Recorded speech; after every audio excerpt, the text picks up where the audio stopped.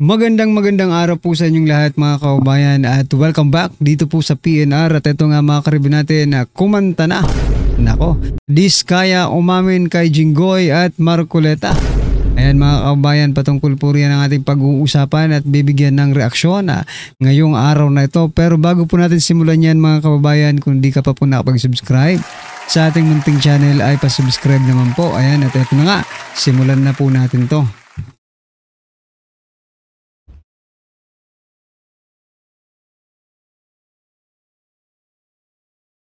Ito ang balita ngayon, trending at pinag-uusapan ngayon sa mundo ng social media. Ang di umano'y balitang sadyang tila totoo talagang kasabihan. Ang sinungaling ay kapatid ng magnanakaw. Kapapasok lang na balita sa isinagawang pagdinig ng Senate Blue Ribbon Committee na pinangungunahan ni Senator Dante Marcoleta ngayong araw, September 1, 2025. Senate Tempore Senador Jinggoy Estrada, harapang ginisa si Sara Diskaya sa ikinasang pagdinig ng Senado ang Blue Ribbon Committee tungkol sa kontrobersyal na di umano'y hindi lang pala bilyones kundi tumataginting na trilyones na pondo ng flood control project ang di umano'y binulsa lamang at lumabas na may mga ghost project o hanggang drawing lang pala ang naturang mga proyekto. Kaya pati ang mga nasabing questionabling mga mamahaling sasakyan ng pamilyang Diskaya ay hindi pinalagpas ni Senate Tempore Senator Jinggoy Estrada. Pero bago ang lahat, kung bago ka pa lamang sa aming channel, please huwag kalimutang mag-like, subscribe at i-click ang notification bell para mas maging updated ka pa lalo sa lahat pa ng bagong video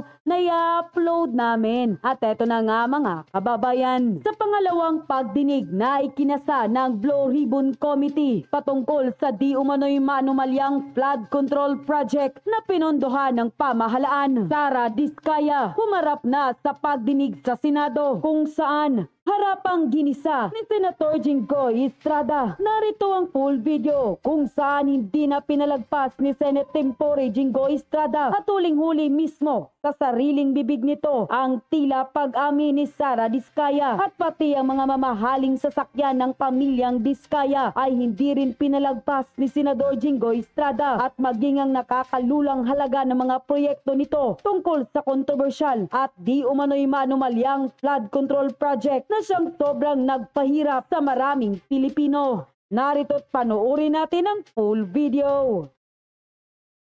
So yan mga kababayan, bago po natin panoorin yung video, mga karibin natin, ito, i-share ko muna itong balitang ito. Di ba kanina sa last vlog po natin ay sinasabi po natin doon na mukhang pinagtutulungan nila si Senator Rodante Marcoleta, no?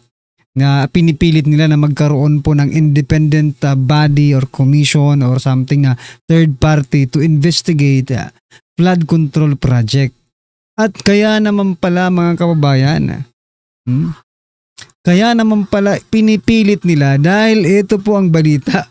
Yan ipakita ko po sa inyo. Yan teka lang. Ayan ipaparinig ko po sa inyo itong balitang ito. Sabi po dito, PBBM nagtatag ng independent commission para imbestigahan ang flood control anomaly.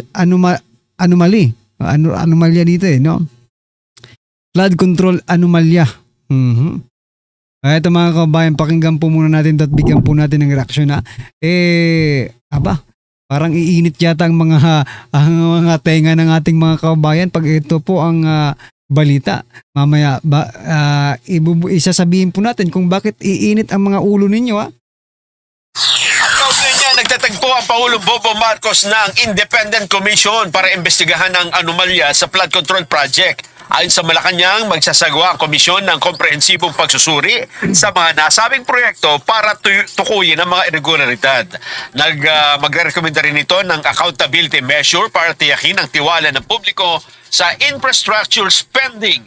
Sinabi ni Presidential Communications Office Secretary Dave Gomez na sumasalamin din ito sa desisyon ng administrasyon na alisin ang katiwalian, palakasin ang mga institusyon at maghatid ng tapat at epektibong serbisyo publiko sa ilalim ng bagong Pilipinas. Matatandaan na ibinunyag ng Pangulo na 20% ng kabuuang 525 billion pesos na budget ng flood control project ay napunta lang sa 15 kontraktor at ang 5 pa rito ay may mga proyekto sa halos lahat na ng rehiyon sa buong bansa. Nag-issue na rin ang DPWH ng preventive suspension sa mga district offices na sangkot sa ghost projects. Kabila po ang Bulacan First District Engineering Office mula sa District Engineer, Assistant District Engineer at mga section chief nito. Sinuspindi rin ang District Engineer ng Batangas First District Engineering Office dahil naman sa umano ay pagtatangkang manuhol kay Batangas First District Representative Leandro Leviste. So yan mga kabayan, narinig nyo naman, magtatatag po ng independent commission ng ating presidente patungkol po dito sa flood control project. Pero ito nga pong naging komento ng ating mga kabayan. No? Grabe. Gumawa siya ng hakbang para maprotektahan ang mga kaalyado. Correct. Bakit po? Dito po sa independent commission na ito mga kabayan, no? Magiging useless lang yan eh. Bakit? Sino ang magtatalaga? Sila din. Sino yung iimbestigahan? Kaalyado din nila eh. Tama. Ito nga nagsabi dito eh. Sana ba yun? Sabi niya dito, nako, nakaligtas si Tamba.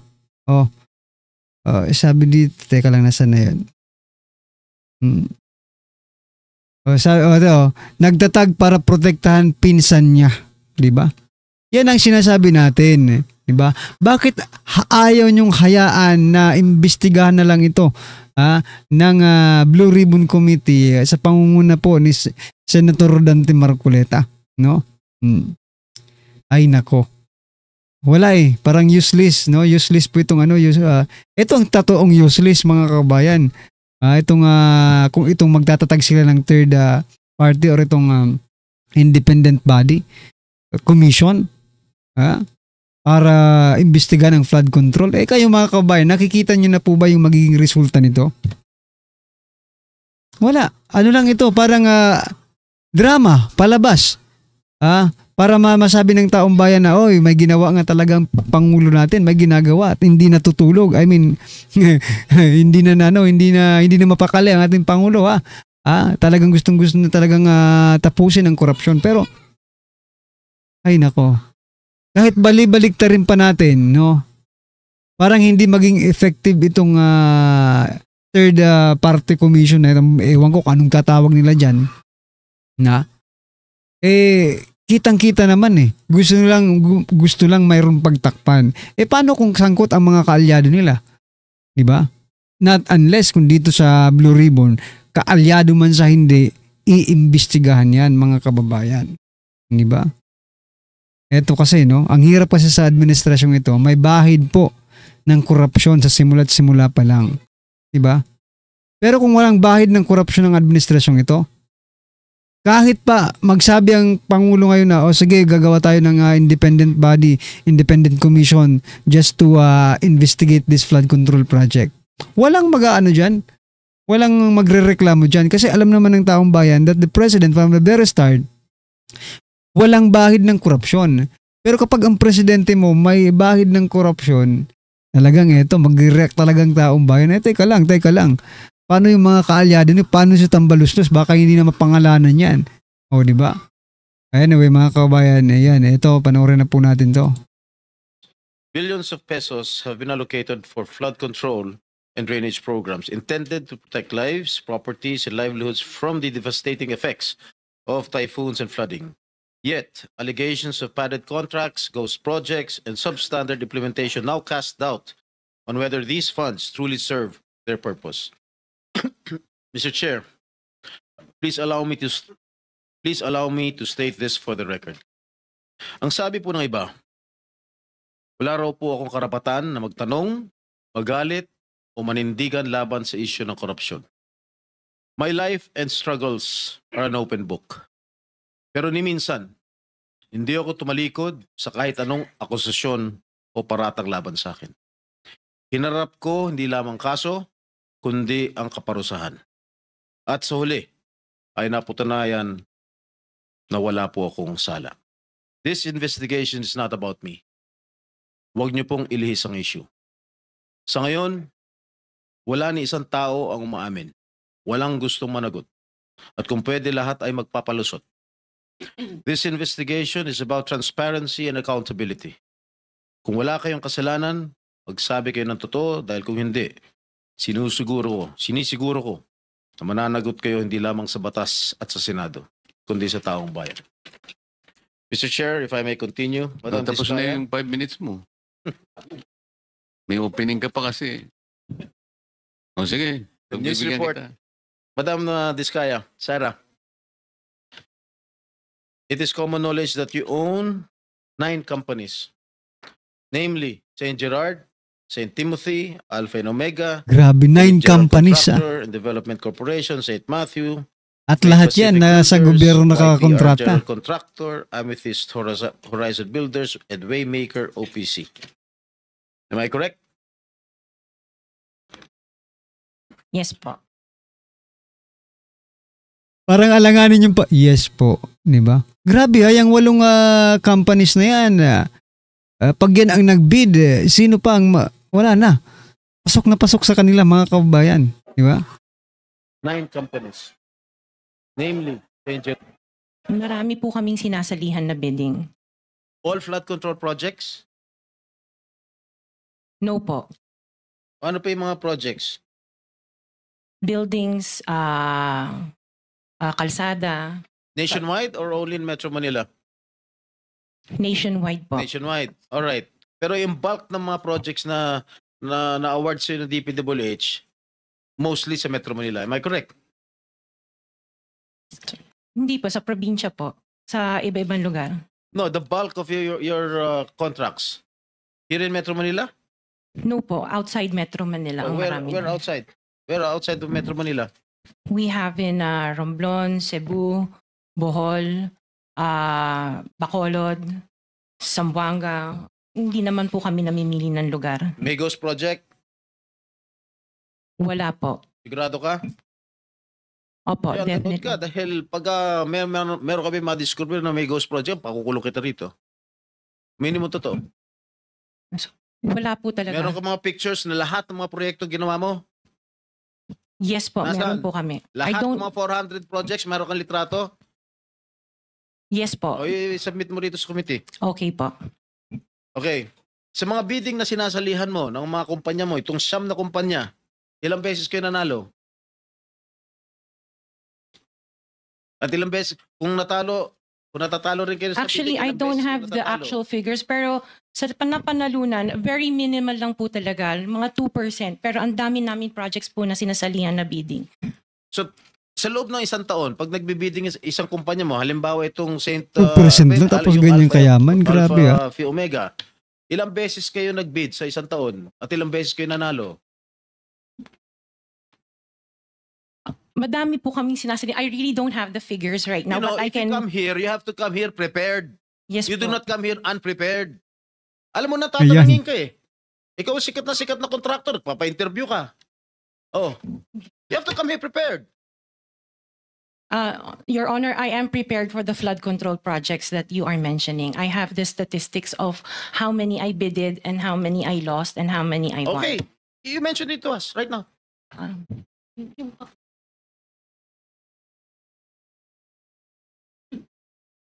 You are asking her to relate the 400. No. Parang mahirap naman yata. Hindi. 400. In 2022, I bidded for 491 projects.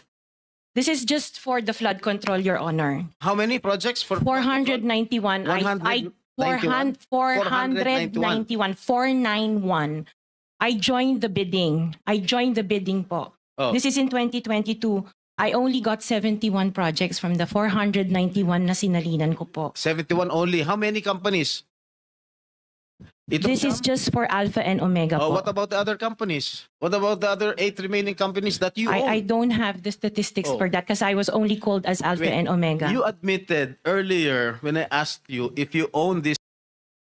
Oh, ayan, nagkakabukingan na, di ba? Sa isang ano lang yun, sa isang kumpanya lang yung 71. Ha? E paano yung 7 pa? E di para rin sila rin lahat nanalo, di ba? 9 companies and you answered the affirmative. Right now, Now I'm asking you kung ilan yung 71 71 flood control projects na napanalunan ninyo. Now you're only speaking in behalf of Alpha Phi Omega. Kanina sinabi mo ikaw may-ari ng Siam. Why can't you answer in behalf of the 8 remaining companies? Kasi po, yun lang yung na-prepare po namin for today's hearing. Oh, what about the representative of the other construction companies? Itong si Remando. Oh, how many? You're representing St. Timothy. Good morning po, Mr. Chairman. For St. Timothy Construction po, we have 145 projects. Flood control projects. Yes, Mr. Chair. Since 2022. up to the present as we speak. 122. 145. Excuse me? 145, Mr. Chair. Napanalunan, ang na-award sa inyo 145 flood control projects. Napanalunan nyo yan. So, all in all, dun sa 8 companies, ilan? Dun sa 9 companies, hindi nyo alam? Out of the 400, maybe, who can answer my question from the DPWH? Maybe they have the records there. Mr. Chair, with the Just indulgence for of the the SP record. Pro Temp, Yeah. Yes, Senator Risa. kaugnay nung pagtatanong ni SP Pro Temp sa ngayon, gusto kong makapag-flash ng screenshot po nung siyam na calling cards, nung siyam na kumpanyang iyon. Calling card po ni Mr. Curly Discaya, na asawa po ni Ms. Discaya. So, mag-asawa po, dapat alam po nila in greater detail itong mga kumpanyang ito. Ito po, Mr. Chair, SP Pro Temp. Siyam na calling cards nung siyam na kumpanya, lahat sa pangalan ni Pacifico o Curly Discaya. So dapat po mas alam po, both ni Ms. Sara Discaya at Ms. Roma Discaya Rimando. Di sana yung asawa yung pinapunta dyan, mga kaubayan. Lahat ng nasa asawa niya pala yung mga calling cards. Mas alam siguro ng asawa nito, di ba? Kaya kung maaari, di ba, pwede bang mag-request? Papuntahin dyan yung asawa nitong si Sara Discaya, di ba? Para makita ng taong bayan ang mga kurakot sa ating gobyerno, ang mga anay sa ating gobyerno. Yung mga naggagastos ng mga taxpayers money, di ba? Ang mga detalye na tinatanong ni SP Pro Temp. Salamat, Mr. Chair, SP Pro Thank you, Temp. Senator Risa. Okay, for the record, yung may-ari ng St. Gerard Construction, nandun yung pangalan ng asawa mo, Pacifico Discaya. Okay? Dun sa St. Timothy, sino may-ari ng St. Timothy? Ikaw si Remando, no? Kamag-anak mo si Discaya, correct? Sabi mo, pamangkin mo. Tama? And who is this Maritoni Miligrito, the owner of Elite General Contractor? Who is this? Answer. Pinsan ko po, Mr. Chair. From the left pocket to the right pocket. St. Matthew. Nandito yung asawa mo, Pacifico Discaya. Great Pacific. Oh, ikaw, nandyan ang pangalan. Si Sara Rowena Discaya. Kaya hindi mo mapapagkaila eh. YPR General Contractor. Nandito rin ang pangalan mo. Miss Sara, alam mo, huwag ka magsisinungaling ha. Amethyst Horizon. Sino si Amethyst Horizon? Sino si John Brian Eugenio? Who is he? Sagutin mo, Miss Rimando.